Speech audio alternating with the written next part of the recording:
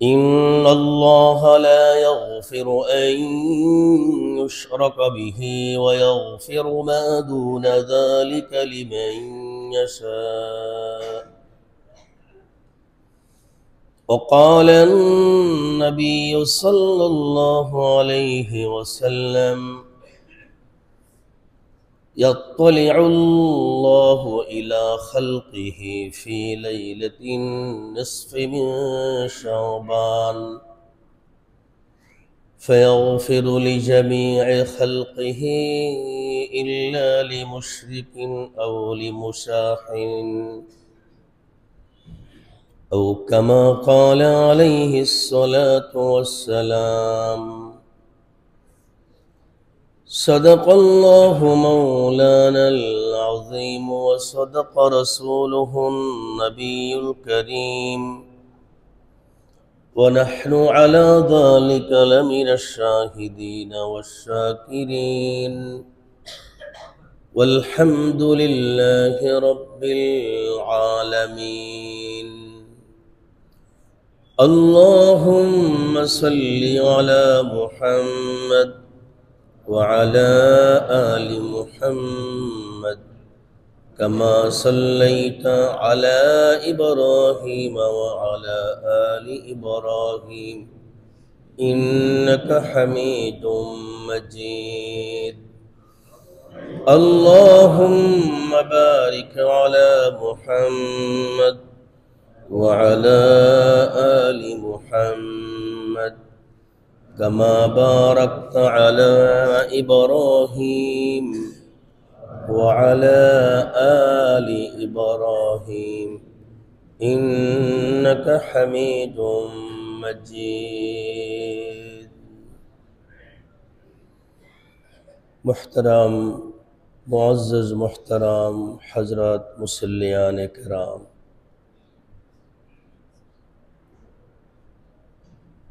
অত্যন্ত বরকতময় একটি মাসে,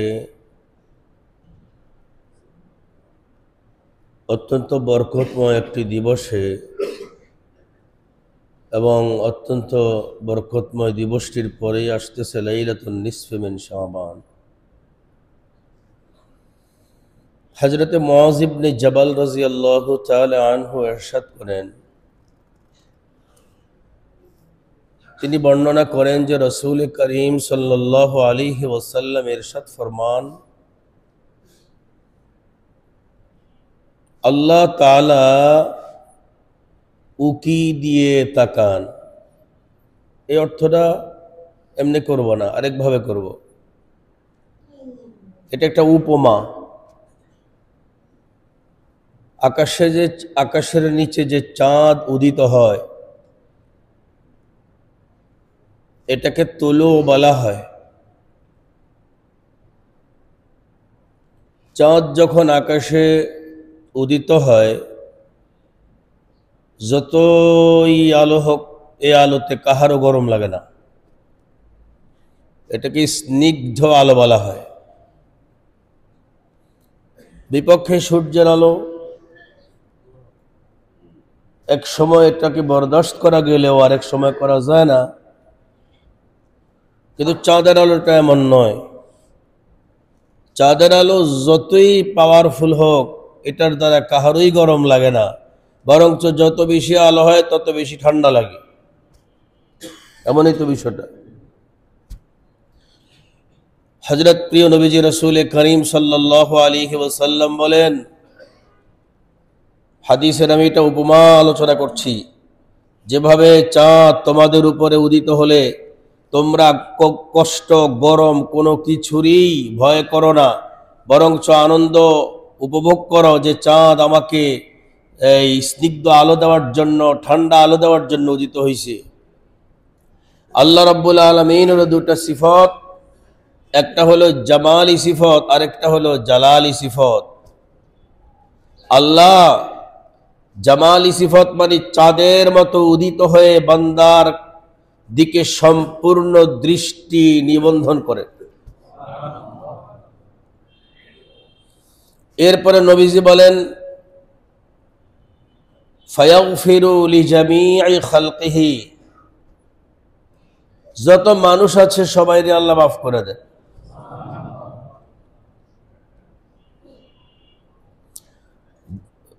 এটা রাতটা কবে? আল্লাহর রাসূল বলেন ফি লাইলাতিন নিসফি মিন শাবান। এটার সময়টা হলো, এটার অক্তটা হলো শাবান মাসের 14তম রাত। আসলে এটা 15তম রাতই হয়। 14তম দিবসটা শেষ করার পরে যে রাতটা আসে, এই রাতটা 15তম রাত, তার পরের দিন 15তম দিন। এটাকে হাদিসের ভাষায় বলা হয় লাইলাতুন নিসফি মিন শাবান।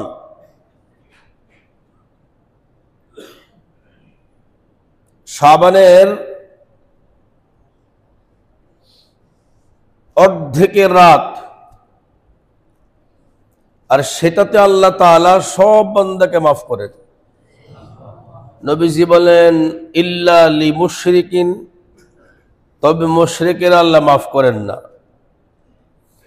আও লি মুশাহিনিন, এবং হিংসুককে আল্লাহ মাফ করেন না। আমরা এই হাদিসটা আমরা যে পেলাম, এই হাদিস ছাড়াও আরো হাদিস আছে। যে হাদিসটা আমি এখন তিলাওয়াত করলাম আর তরজমা করলাম, এই হাদিসটা হলো হযরতে মুআদ ইবনে জাবাল রাদিয়াল্লাহু তাআলা আনহু থেকে বর্ণিত। হযরত আলী থেকে রাদিয়াল্লাহু আনহু থেকে বর্ণিত অন্য আরেকটা রওয়ায়াত, ইদা কানাত লাইলাতুন নিসফি মিন শাবান, যখন লাইলাতুন নিসফি মিন শাবান মানে আমরা যেটাকে শবে বরাত বলি, যখন শবে বরাত আসবে, নবীজি বলছেন ফাকুমু লাইলাহা, তোমরা রাতে কিয়াম করো। এখানে রাতের কিয়াম মানে রাতের ইবাদত, কিয়ামুল লাইল মানে রাতের ইবাদত। এবং হাদিসের দ্বিতীয় অংশ হলো আসুমু নাহারাহা, দিনের বেলা তোমরা রোজা রাখো। এবং ওই জায়গার মধ্যেও আরো আছে ফায়াকুলুল্লাহ, আল্লাহ তাআলা বলেন, আরো শব্দ আছে ফায়ানজিলুল্লাহু ইলা সামাইদ দুনিয়া, দুনিয়ার নিকটতম যে আসমানটা আছে আল্লাহ ওই আসমানে নেমে আসেন। আয়েশা কি বলেন? ফায়াকুলু, আল্লাহ বলেন আলা মিন মুস্তাগফিরিন লি ফাগফিরা লাহু, কে আছো আমার কাছে ক্ষমা চাইবা, আমি তারে ক্ষমা করে দেব। আলা মিন মুস্তারজিকিন, কে আছো আমার কাছে হালাল রিজিক তালাশ করবা, রিজিকের বরকত তালাশ করবা, হালাল রিজিক তালাশ করবা, রিজিকের বরকতের তালাশ করবা, আমি কি করব? ফারজুকাহ, আমি তাকে তা করব। আরো বলেছেন নবীজি আলা মিন মুবতালা, যারা যে বিপদে পড়ে আছে তারা যদি কেউ আমার কাছে চায় ফাউআফি, আমি তারে ক্ষমা করে দেব।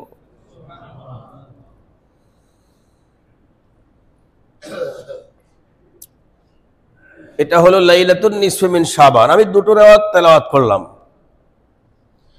এই যে দ্বিতীয় এখন যে হাদিসটা আমি পড়লাম, এই হাদিসের মধ্যে যদি একটা ইল্লত, একটা কারণ জানতে চাওয়া হয় যে লাইলাতুন নিসফি মিন শাবানে শবে বরাতের রাতে ইবাদত করলে, দিনে রোজা রাখলে আমরা পাবোটা কি? দেখেন, এই হাদিসটার উপরে যেমন একটা প্রশ্ন হলো, এই প্রশ্নের জবাবটা হলো হযরতে মুআয ইবনে জাবাল থেকে বর্ণিত হাদিস। এই শবে বরাতের রাতে তোমরা রাত্রি জেগে ইবাদত করলে, দিনে তোমরা রোজা রাখলে কি হবে? এটাই হবে যে ইয়াত্তালিউল্লাহ ইলা খালকিহি, এই রাত এমন একটা রাত যেই রাতে আল্লাহ তাআলা বান্দার দিকেই উকি দিয়ে থাকেন।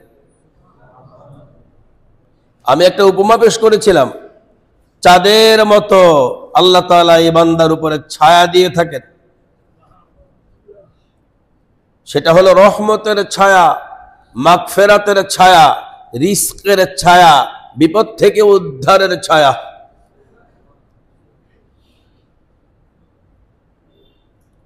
আর কি করেন? সকলকে আল্লাহ মাফ করেন। ফায়াগফিরু লিজামিই খালকি, সকলকে আল্লাহ মাফ করেন। ইল্লা কয়া দুই শ্রেণীর মানুষের কথা নবীজি বলছেন, ইল্লা লিমুশরিকিন, মুশরিককে আল্লাহ মাফ করবেন না। আও লিমুশাহিনিন, হিংসুককে আল্লাহ মাফ করবেন না। আপনারা এখানে যত মানুষ আছেন, মাগরিব থেকে এশাতে আমি হয়তো এত মানুষ পাবো না। এজন্য আমি গুরুত্বপূর্ণ কথাকে দুটো ভাগ করেছি। এক ভাগ এখন আমি বলতে থাকবো, যতটুকুন শেষ না হবে বাকিটুকুন আমি মাগরিব থেকে এশার সময় বলবো, আল্লাহ পাক যদি তৌফিক দান করেন। দেখুন, আমি আজকে কোরআনের তরজমা করার আগে হাদিসের তরজমা করেছি। যারটা তেলাওয়াত করলাম, আল্লাহ তাআলা বলেন, নিশ্চয়ই আল্লাহ মাফ করেন না। আল্লাহ তাআলা মাফ করেন না। কাকে মাফ করেন না? আইয়ুশরাকা বিহি, ওই ব্যক্তিকে মাফ করে না যে ব্যক্তির শিরিক থাকে আল্লাহর সাথে। মাফ করেন, ওয়াগফিরু, মাফ করে দেন, মা দুনা যালিকা লিমান ইয়াশা, শিরিক ছাড়া আর যত গুনাহ আছে সব। হাদিসের আলোচনা আর কোরআনের আলোচনাতে আমরা দুটো পার্থক্য পাই। কোরআন দ্বারা বোঝা যায় এক শ্রেণীকে আল্লাহ মাফ করবেন না, হাদিস দ্বারা বোঝা যায় দুই শ্রেণীকে আল্লাহ মাফ করবেন না। আপনার কি ক্লিয়ার? কোরআন দ্বারা বোঝা যায় মাফ করব সবাই রে, করবে না কারে? একদল, তারা কি? মুশরিক। আর হাদিস দ্বারা বোঝা যায় মাফ করবে না দুই দল, একটা হলো মুশরিক আর একটা হলো হিংসুক। এটার সমাধানটা কি? দেখেন, একটা হলো ইবাদত করলে গুনাহ মাফ হয়, আর একটা গুনাহ আছে ইবাদত করলেও মাফ হয় না যতক্ষণ না পর্যন্ত তওবা হয়। কথা কি পরিষ্কার? যেমন আমি এই সপ্তাহে যত গুনাহ করেছি, এর মধ্যে ইবাদতের মাধ্যমে কিছু গুনাহ মাফ হয়ে গেছে, আর কিছু গুনাহ এমন আছে যেই গুনাহ তওবা না করলে মাফ করা হয় না। সেই গুনাহটার নামই হলো শিরকের গুনাহ। তাহলে হাদিসের মধ্যে মাফ করা হয় না দুই ব্যক্তিকে, এক ব্যক্তি যে মুশরিক আর এক ব্যক্তি যে হিংসুক। তাহলে মুশরিককে তওবা না করলে কখনোই মাফ করা হবে না, আর হিংসুক সে কিভাবে তওবা করবে? তার তওবার সিস্টেমটা কি?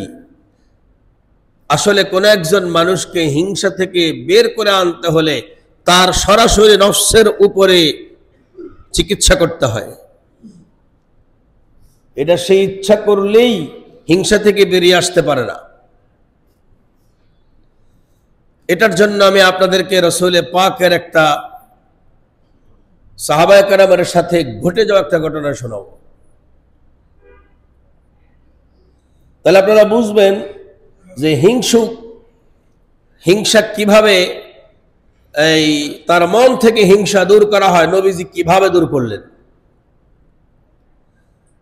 আর শিরকের যে বিষয়টা, এটা আমি আগে পরিষ্কার করে নেব, আর ওটা একটা ঘটনার মাধ্যমে ইনশাল্লাহ আলোচনা করব। দেখুন, আমরা শিরক বলতে কি বুঝি, আমি আজকে প্রথম এটা আলোচনা করব। মুশরিক বলতে আমরা কাদেরকে বুঝি, আমি এই বিষয়টা আপনাদেরকে পরিষ্কার করব। আমাদের কাছে সব পরিষ্কার আছে, তারপরেও আমাদেরকে এটা বারবার আলোচনা করে সজাগ থাকতে হবে। আমরা জানি যারা আল্লাহর সাথে অন্য কাউকে মিলায়া ইবাদত করে তাদেরকে মুশরিক বলে। যেমন আপনি যদি কোনো ইহুদিকে প্রশ্ন করেন তোমার কয় খোদা, তখন সে কি বলবে? সে বলবে আমার দুই খোদা, একজন হলো আসমান জমিন বানানেওয়ালা, আর একজন হলো নবী ওজায়ের। এটা হলো ইহুদিদের আকীদা। আর যদি আপনি খ্রিস্টানদের প্রশ্ন করেন কয় খোদা, তখন ওরা বলবে তিন খোদা। এক খোদা হলো আসমান জমিন বানানেওয়ালা, আরেকজন হলো আল্লাহর ছেলে ঈসা, আরেকজন হলো আল্লাহর স্ত্রী মরিয়ম। নাউজুবিল্লাহ, তো আসতে বললে হবে না তো, নাউজুবিল্লাহ। তাহলে ইহুদিরা দুই খোদা মানলে তারা হলো দ্বিত্ববাদী, আর খ্রিস্টানরা তিন খোদা মানার কারণে তারা হলো ত্রিত্ববাদী। আমাদের দেশে এই দুই দল ছাড়া আরো এমন মুশরিক আছে যাদের খোদা ৩৬০টি হলো বড় খোদা, আবার এই খোদাদের আন্ডারে লক্ষ লক্ষ খোদা আছে। এদেরকে বলা হয় বহুবাদী। তাহলে আমরা এখন মুশরিক বলতে তিন দল বুঝলাম, এক হলো দ্বিত্ববাদী, আরেক হলো ত্রিত্ববাদী, আরেক হলো বহুবাদী। কি বলছি বলেন?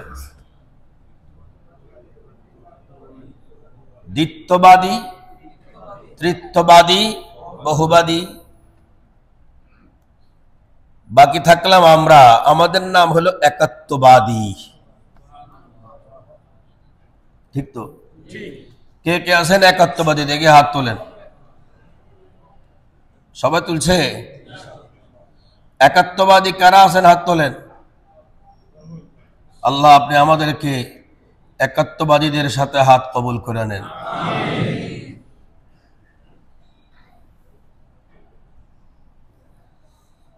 দেখেন, আমি এখন আপনাদেরকে একটা বিষয় বলবো। সে বিষয়টা হলো, এই যে তিনটা দল গেল যারা মুশরিক, বাকি তো থাকলাম আমরা। আমরা হলাম একাত্মবাদী। আমরা কয় আল্লাহ মানি? আমাদের প্রিয় নবীজি হযরত রাসূল করিম সাল্লাল্লাহু আলাইহি ওয়াসাল্লাম প্রথম যাদের কাছে দাওয়াত দিয়েছিলেন তাদের নাম ছিল মুশরিক, আর ওরা ছিল বহুবাদী। কিন্তু তাদের কাছে ধর্মের কোনো জ্ঞান ছিল না, অন্য জ্ঞান ছিল। ধর্মীয় জ্ঞান তো আর সবার কাছে থাকে না। অনেক শিক্ষিত আছে, অনেক কিছু জানে, কিন্তু ধর্মের ব্যাপারে কিছুই জানে না। আছে না নেই? রাসূল পাক যাদের কাছে প্রথম দাওয়াত নিয়ে গিয়েছিলেন তারা অনেক বিদ্বান ছিল, অনেক মনীষী, সাহিত্যিক, সাহিত্য নিয়ে অনেক গবেষণা করত। তারা বহু ভাষাবিদ ছিল, তথাপিও তাদের কাছে ধর্মীয় কোনো জ্ঞান ছিল না। ওদেরকে জিজ্ঞেস করতো যে তোমরা এত খোদার ইবাদত করো কেন? তো ওরা বলতো ওয়াজাদনা আবা আনা, জানি না, বাবারা দেখছি তাই করি, বাবা যতগুলো করছে আমি অতগুলো করি, আমার বাবা আমার বাবার বাবারা যা দেখছে সে এতগুলো করে। এইভাবে তারা বাপ দাদারা দোহাই দিয়ে ইবাদত করত। কিন্তু কিছু শিক্ষিত শয়তান ছিল তখন। কথা বলে? শিক্ষিত শয়তানদের কাছে যখন প্রিয় নবীজি দাওয়াত দিলেন, তখন ওরা প্রশ্ন করতেছে, মুহাম্মদ তোমার জন্মের আগের থেকে তো আমাদের এক আল্লাহর ইবাদত আমরা করি, তুমি এখন কোন আল্লাহর দাওয়াত নিয়ে আসছো? এটা হলো শিক্ষিত শয়তান। আবার যখন ইহুদিদের কাছে দাওয়াত নিয়ে গেলেন, সেম একই কথা, যে মুহাম্মদ তোমার জন্ম যখন না, আমরা তখন থেকেই তো আল্লাহর ইবাদত করি, তুমি এখন আবার কোন আল্লাহর ইবাদত করো, দাওয়াত দিচ্ছ। তো নবীজির ওনাদের এই কথার বিরুদ্ধে কোনো জবাব ছিল না। তখন আল্লাহ তাআলা প্রিয় নবীজিকে ছোট্ট একটা সূরা উপহার দিয়েছেন, সেটা হলো সূরা ইখলাস। ওই সময় নাজিল হয় যে রাসূল আপনি জানায় দেন, কুল, আপনি জানান, হুয়াল্লাহু আহাদ, আমি যে আল্লাহর দাওয়াত দেই, আমি যে আল্লাহর দাওয়াত দেই, আমি দ্বিত্ববাদী হইয়া নই, আমি যে আল্লাহর দাওয়াত দেই তৃত্ববাদী হয়ে নই, আমি যে আল্লাহর দাওয়াত দেই বহুবাদী হয়ে নই, আমি যে আল্লাহর দাওয়াত দেই এটা হলো একাত্মবাদী হইয়া দাওয়াত দেই। আহাদুন শব্দের এটাই অর্থ। এখন যারা দুই খোদার ইবাদত করবে তারা আল্লাহকে আহাদ মানবে না, তাহলে যারা তিন খোদা করবে তারা কি মানলো? যারা বহু খোদার ইবাদত করলো তারা কি মানলো? তাহলে আহাদ শব্দের অর্থ কি? একাত্মবাদীদের আল্লাহ হলেন আহাদ। সুবহানাল্লাহ বলেন। দুই নম্বরে আল্লাহুস সামাদ। বহুবাদী যারা, তারা বহুবাদী কেন? ওরা মনে করে এক আল্লাহর পক্ষে এত সবকিছু আঞ্জাম দেওয়া সম্ভব না, তার মানে একজনের সহযোগিতা লাগে, আরেকজনের লাগে, আরেকজনের লাগে। আল্লাহ পাক দ্বিতীয় আয়াত দিয়ে বুঝাইলেন আল্লাহ তাআলার কোনো সহযোগী লাগে না। এটা কি বলে? সমাদ। তাহলে আল্লাহর যে সিফতটা সমাদ, এটার অর্থ কি? কোন সহযোগী লাগবে? আবার ওই যে তৃত্ববাদী যারা, তাগত এক আল্লাহ খোদা, এক আল্লাহ হলো বাবা, আর এক আল্লাহ মা, আর এক আল্লাহ পুত্র, ঠিক তো? যেমন খ্রিস্টানরা কি বলে যে ঈসা হলো ইবনুল্লাহ, আল্লাহর ছেলে, মরিয়ম হলো ঈসার মা, আর আল্লাহ হলো ঈসার বাবা। নাউজুবিল্লাহ বলেন। এর নাম হলো শিক্ষিত শয়তান। শিক্ষিত শয়তান কখনো আপনি দাওয়াত দিয়ে আনতে পারবেন না। একের পর এক যুক্তি, একের পর এক যুক্তি, একের পর এক যুক্তি। আর এই শয়তান এটা ইবলিসও করেছিল না? আল্লাহকে তুমি আদমরে সিজদা করো, ও গবেষণা করতে করতে পাইছে যে আগুন যেটা, এটা হলো আলো, এটায় দেয় আলো, মাটি যেটা, এটায় দেয় অন্ধকার। মাটি তো অন্ধকার। তো সে আল্লাহরে বলতেছে এটা কেমনে হয়? খালাকতানি মিন নার ওয়া খালাকতাহু মিন তিন। আমি তো আলো, আপনি আমারে বানাইছেন আগুন দিয়া, আর ও তো অন্ধকার, আপনি ওরে বানাইছেন মাটি দিয়া। শিক্ষিত শয়তান। এজন্য আমাকে আর আপনাকে স্মরণ রাখতে হবে, ইবাদতের কাছে কোনো যুক্তি চলবে না, স্রষ্টার সাথে কোনো যুক্তি চলবে না।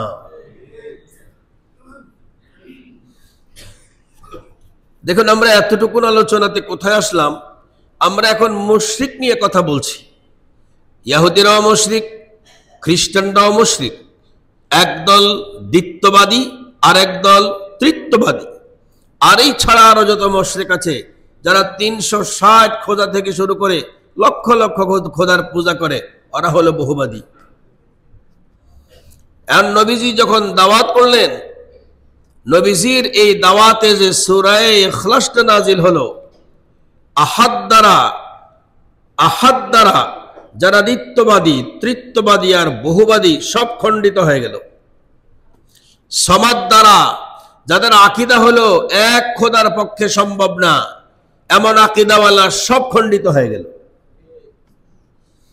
আর লাম ইয়ালিদ ওয়া লাম ইউলাদ দ্বারা, যারা এই কথা মনে করে আল্লাহর বউ বেটি আছে, ওদের সব যুক্তি খণ্ডিত হয়ে গেল।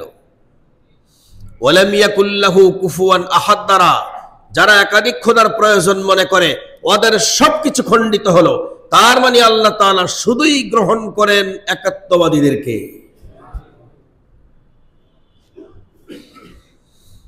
যদি আমার কথা এতটুকু আপনি বুঝে থাকেন, তাহলে পৃথিবীতে বর্তমানে আল্লাহ শুকর আমরা সকলে একাত্মবাদী।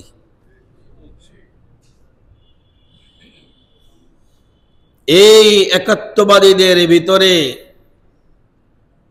আমরা এখন চিরুনি অভিযান চালালে এখানেও মুশরিক পাবো। কেমনে পাবো?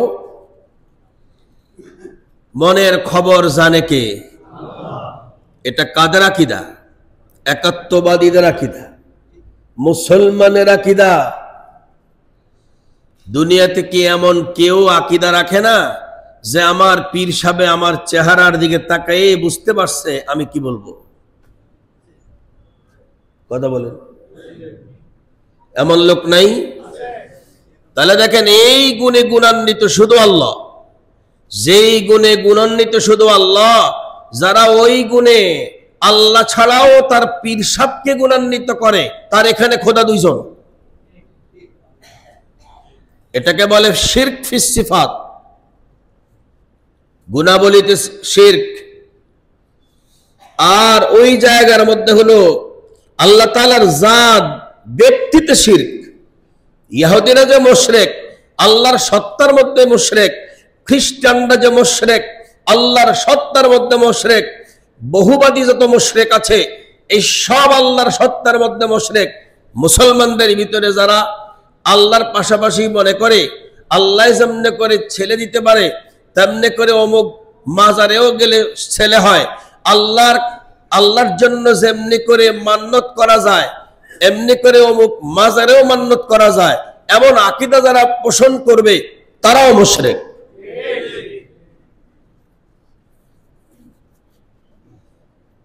এখন এই শিরিক গুলোকে রেখে আপনি যদি কোন লাইলাতুন নিসফু মিন শাবানে আমি সারা রাত ইবাদত করব, আল্লাহ কোরআনেই বলছে কোনো কাজ হবে না, লা ইয়াগফির, আমি তো মাফ করবই না। আমি তো সারা বাংলাদেশে ঘুরি, আলহামদুলিল্লাহ, আমি দেখি কোন এলাকায় কি অনেক আল্লাহ দেখাইছেন। বাকি আসলে এগুলো আমাদের নলেজ কমতির কারণে হয়ে থাকে। আমি জানি না যে আমার পীরের জন্য, আমার পীর মরে যাওয়ার পরে তিনি মরা লাশ, মরা লাশ তো নাকি, ইনি যে মরা লাশ, এই লাশের সুখ শান্তি যদি হয় সেটা ইল্লিয়িনে হবে। কোথা হবে? অনেকে আকীদা রাখে যে উম্মতের সাধারণদের মাঝে যারা ওলি, তারা তাদের কবরেই জীবিত। এটা আকীদা রাখে। কিন্তু দেখেন, শুহাদায়ে কেরাম যারা আছেন, তাদেরকে কবর দেওয়ার পরে আল্লাহ তাদের লাশ অক্ষত রাখার কথা বলেছেন। তারা এখানেই জীবিত, এখানেই খাবার দেওয়া হয়, এই কথা কিন্তু বলা হয়নি। একটা হলো লাশের হেফাজত, আর একটা হলো জীবনের হেফাজত। দুটো কি এক? লাশের হেফাজতের জন্য আমি আপনাদেরকে বুখারী শরীফ থেকে একটা ঘটনা শোনাই।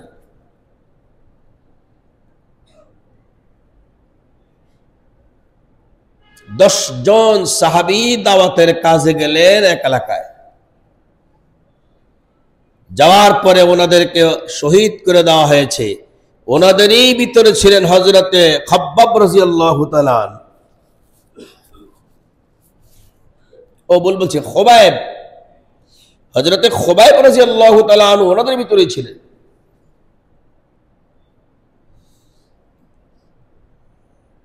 একজন সাহাবীর ব্যাপারে মুশরিকরা সিদ্ধান্ত নিছে, মক্কার কাফেররা সিদ্ধান্ত নিছে যে আজকে তাকে যদি হত্যা করা হয় তাহলে আমরা তার অঙ্গগুলো কেটে কেটে টুকরা টুকরা করে ভাগ করে নিব, এত জিদ তার উপর। রাসূল সাল্লাল্লাহু আলাইহি ওয়াসাল্লাম দোয়া করছেন, আল্লাহ আমার এই সাহাবীর লাশকে আপনি হেফাজত করেন। তখন এক ঝাঁক মৌচাক এসেছে, মৌচাক এসে এই সাহাবীর পুরা লাশের চতুর্দিকে পাহারাদারি করতেছে, যার কারণে সাহাবীর কাছেও তারা যেতে পারে নাই। তারা বুঝতে পেরেছে নিঃসন্দেহে এটা উপরের থেকে কোনো কিছু। ভয় পেয়ে গেছে নমরুদের মশা, হায় হায় কি ঘটনা হয়েছে। আমি এই জায়গাতে আপনাদেরকে বলি, এই জায়গাতে অল্প সময়ের জন্য যে লাশের হেফাজত করলেন, লাশকে কিছু করতে দিলেন না, এটাকেই বলে অক্ষত লাশ। বাকি আম্বিয়ে কেরাম প্রত্যেকেই তাদের কবরে জীবিত, এটা আমাদের ধর্ম বিশ্বাস থাকতে হবে। আমাদের প্রিয় নবী যে অল্প সময়ের জন্য লাশ ছিলেন, মারা গেছেন, দাফন করা পর্যন্ত লাশ ছিলেন, দাফন করার পর থেকে আবার নবীজি জীবিত।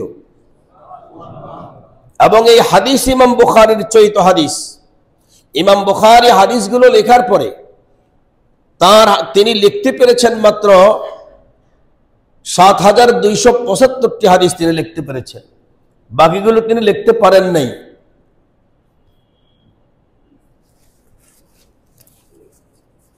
ইমাম বুখারী আলাইহির রহমার এই হাদিসগুলো পরবর্তীতে ভাগাভাগি করে লেখা হয়েছে। এর মধ্যে ইমাম হাকিম লিখেছেন, কিতাবের নাম দিয়েছেন আল মুস্তাদরাক লিল হাকিম। এই গ্রন্থের ভিতরে নবীজির ওই হাদিসটা উল্লেখ করা হয়েছে, আমাকে যখন রওজা শরীফে কবরে দাফন করা হবে, আল্লাহ পাক আমাকে পুনরায় আবার জীবিত করবেন, আমি কিয়ামত পর্যন্ত জীবিত থাকব। জীবিত থেকে কবরে থেকে থেকে আমার উম্মতেরা যেখান থেকে আমার উপরে দুরূদ শরীফ প্রেরণ, এই দুরূদ শরীফ পড়বে, আল্লাহ পাক ফেরেশতার মাধ্যমে আমার কাছে পাঠিয়ে দেওয়া হবে, এবং আমি আল্লাহ তাআলার মারিফতের স্বাদ ভোগ করতে থাকব। সুবহানাল্লাহ। দেখেন, আমরা যতটুকু আলোচনা করলাম, অবশিষ্ট আলোচনা হবে রাত্রে ইনশাআল্লাহ। বাকি আপনি এতটুকু মনে রাখবেন যে মুশরিক যে 3 প্রকার গেল, আমাদেরই ভিতরে যারা মুশরিক আছে এদের জন্য কি সিদ্ধান্ত, এদের জন্য কি করণীয়। আমি স্বাভাবিকভাবে আপনাদেরকে একটু মাজারেরটা দেখালাম। মাজারের ভিতরে আমাদের যে আকীদাটা, যে লাশটা শুয়ে আছে, আমরা যদি তার কাছে গিয়া বলি আমাকে কিছু দেন, তাহলে সে দিতে পারে, এ হলো আকীদা। এই আকীদা যদি কেউ পোষণ করে তাহলে সেও মুশরিক। যে লোকটা মাজারের ভিতরে শুয়ে আছে, যদি এই মান্যতটা করা হয় যে আমি যদি তার মাজারে মান্যত করি আমার এই মনের বাসনাটা পূরণ করা হবে, অথচ এই মনের বাসনা মান্যত শুধুমাত্র আল্লাহ পূরণ করতে পারেন আল্লাহর জন্য মান্যত করলে, তাহলে যে মানুষগুলো মুসলমান হয়েও এই আকীদাটা পোষণ করবে যে মরার পরে অথবা জীবিত অবস্থায় যদি কোনো পীর আল্লাহর কোনো গুণে গুণান্বিত হয়ে যায়, কেউ যদি এমন আকীদা পোষণ করে গায়রুল্লাহর ব্যাপারে, হাত্তাকে নবীর ব্যাপারেও, সেও মুশরিক। আমি কি বুঝাইতে পারলাম? তা নবীর চাইতে বড় কি ওলি? হ্যাঁ, যেখানে নবী আল্লাহর মতো আলিমুম বিদাতিস সুদূর না, সেখানে ওলি কি? ওলির সারা ওলি হযরত আব্দুল কাদের জিলানী, তিনি বলতেন সাহাবায়ে কেরামের ১৬ লক্ষের ভিতরে সর্বনিম্ন যে সাহাবী ওয়াহশীর যে গোড়ায় চলতো, ওই গোড়ায় যে বালি উড়াইতো, ওই বাড়ির খুরার নিচের বালির সমতুল্য আমি আব্দুল কাদের না। এজন্য মানুষ বলে, ওলামায়ে কেরাম বলেন, পীর উড়তে নিহি মুরিদুন উড়াতে হ্যাঁ। আসলে পীরে উড়ে না, পীরের মুরিদরা উড়ায়। কথা ঠিক না? আমগো হুজুর আজকে উড়াল দিয়ে গেছে নদীর উপরে দিয়া, এখন পীরে উড়াল দেওয়া হয়েছে। আসলে যখন পীরকে গিয়ে জিজ্ঞেস করবেন যে হুজুর আজকে আপনি নদীতে যে উড়াল দিয়েছিলেন সেটা কয়টা বাজে, পাগলিস। তাহলে পীর উড়ে না, মুরিদরা পীরের উড়ায়। এজন্য খালি পীর মুরিদি নেওয়া তো ভালো, কিন্তু আপনি নিয়ে যে মুশরিক হয়ে যেতেছেন খবর রাখেন। এজন্য খুব সাবধান। অবশিষ্ট আলোচনা ইনশাআল্লাহ সন্ধ্যার পরে হবে। আল্লাহ পাক আমাদের সকলকে তৌফিক দান করেন। আর আমার এতটুকুন আলোচনা নিয়ে কারো কোনো মন্তব্য হবে না, মন্তব্য হবে আমার আলোচনা শেষ করার পরে। সুবহানা রাব্বিকা রাব্বিল ইজ্জাতি আম্মা ইয়াসিফুন ওয়া সালামুন আলাল মুরসালিন ওয়াল হামদুলিল্লাহি রাব্বিল আলামিন।